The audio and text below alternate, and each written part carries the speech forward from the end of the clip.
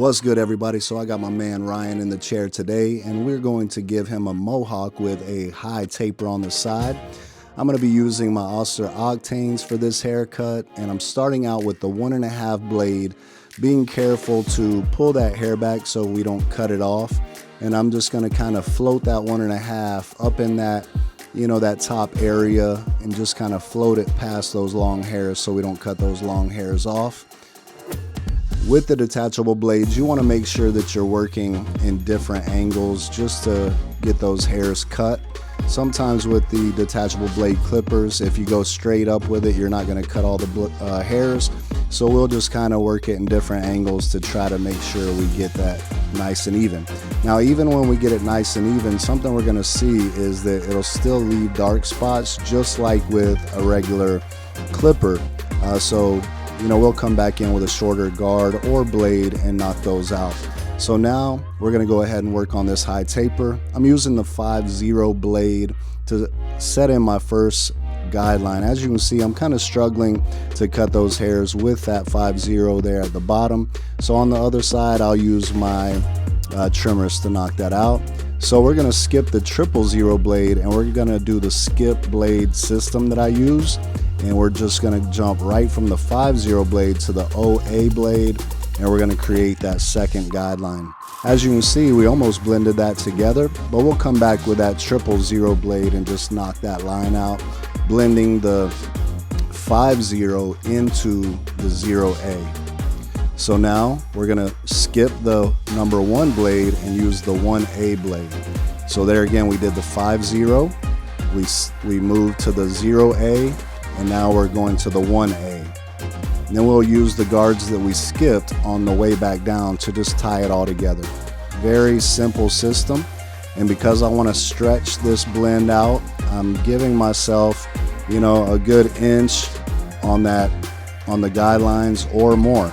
So now I'm just using this 1A to blend into the 1.5 blade that I did earlier. And as you can see, when I used the 1.5 blade earlier, I just used it in the area that I needed to cut with the 1.5. I didn't do the whole side of the head with it. I just did the area that I needed cut. Why did I do that? Because I want to save time. Why cut it twice when I'm going to cut it down like right here with my 1A blade?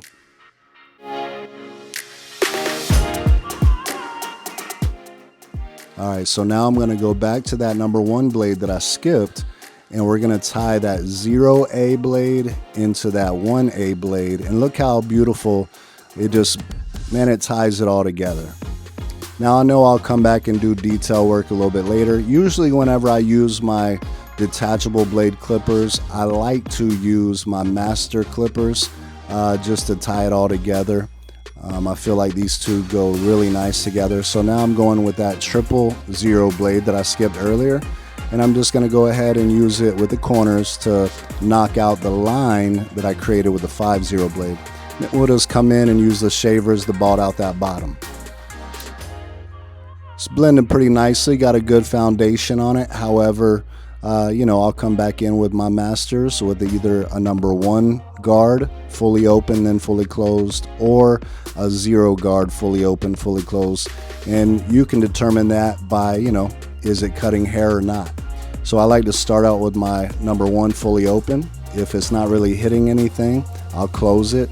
If that's not really hitting anything or doing what I need it to do, then I'll use the 0 blade open and closed to get my desired results. So now we're going to go ahead and hit these front baby hairs with the 1.5 blade as well. And I'm going to start in the middle, working my way out to the corners. As you can see, his hairline is up a little bit higher, so I'm going to be real careful to, just tap at those baby hairs to get a nice clean line, but I don't want to push it up to the darkest hairs if possible.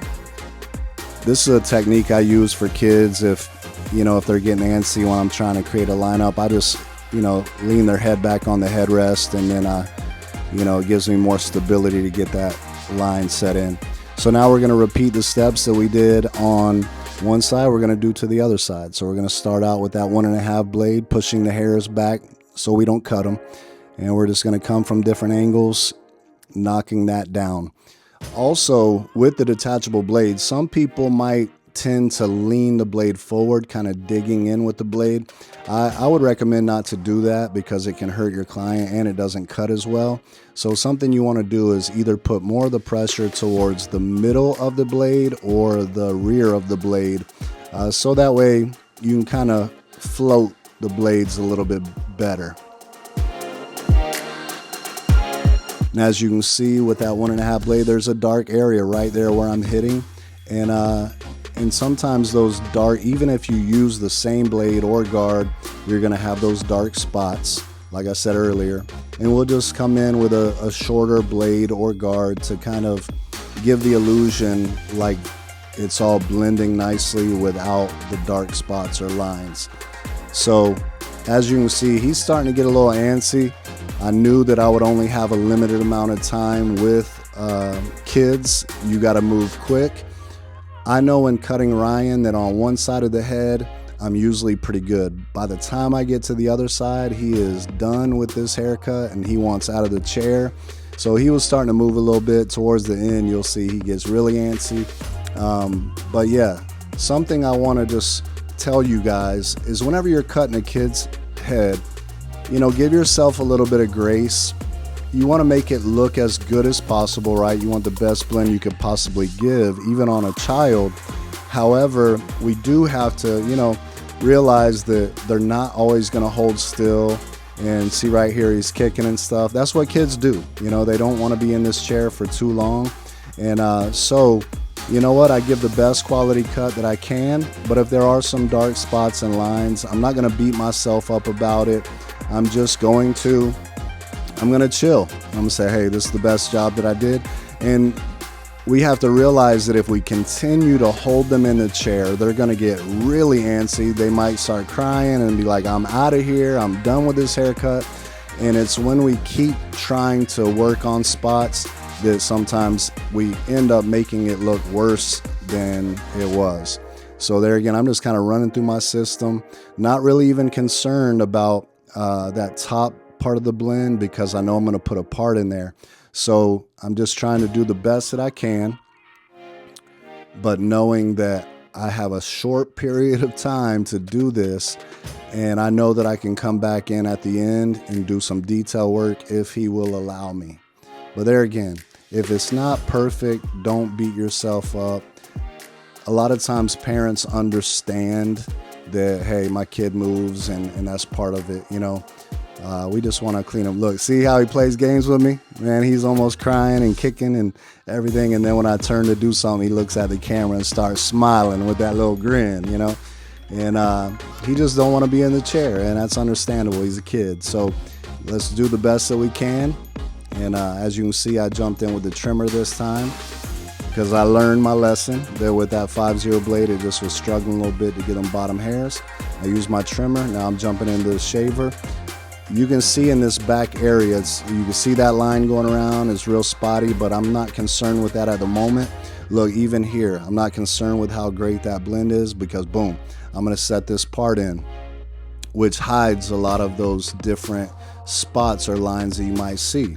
Now, learning with Ryan and kids like Ryan, when you put a part in and they're at this point where they're like, I'm ready to get out of this chair, you gotta move quickly. And I wanna give the best sharp line that I can give. However, I do know sometimes they'll start moving. So when I'm sitting here trying to make the perfect line and I'm taking too much time, that's when they end up moving. And then I give them this big fat line or something that I did not want to give. So I'm just going to come in, hit it while he's still. And then I'm going to, there's a little bit of spot I wanted to touch up, but I'm like, is it worth it? It looks good. It looks straight. I don't want to mess up. So now when we get to the back here, he hates this part of the haircut, and I know that. So I know I see he's already getting like, quit, leave me alone. He hates it. I'm kicking right now. And so I'm just gonna do the best that I can. Sometimes in this scenario, when I keep trying to fix it, like right there, I realize that I end up taking that, he'll move a certain way and that line will go up way too high into his hair.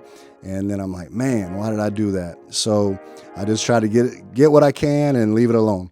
So now I'm going to go ahead and do some detail work, like I said, with either a 1 guard open or closed, or a 0 guard open or closed, depending on what is doing the trick for me.